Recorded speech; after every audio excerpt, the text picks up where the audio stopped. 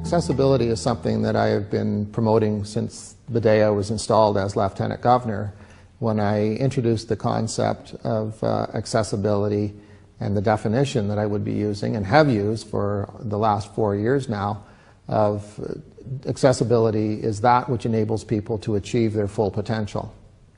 And the reason I came up with that definition is that I wanted people to see that as it pertained to people with disabilities, that accessibility was much more than wheelchair parking spots, curb cuts, automatic doors, ramps, and things like that. But I wanted everyone to see that it was much, much more than that. That in fact, it's different things for different people.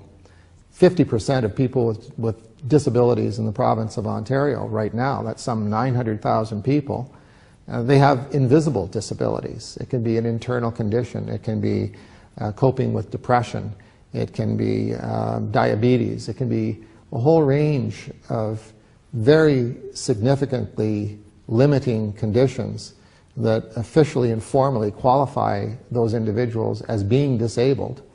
And yet for those people, wheelchair parking spots and curb cuts and automatic doors and ramps aren't necessarily the solution at all. They may need a completely different set of things. And yet these people with their conditions still require our assistance. But how do you get to that point of understanding what the assistance is?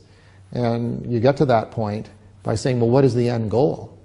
And if a student has some difficulty, as to use the example of note-taking or exam writing, if that's their disability, then they need special assistance to achieve their full potential.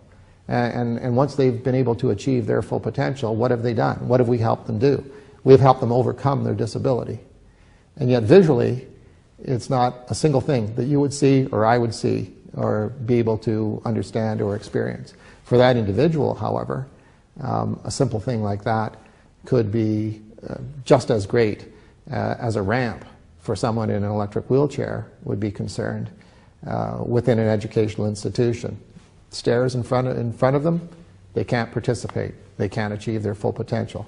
Put in a ramp, they can get to class. They can achieve their full potential. It is the same thing as the assistance, if you will, that is provided for people with the so-called invisible disabilities.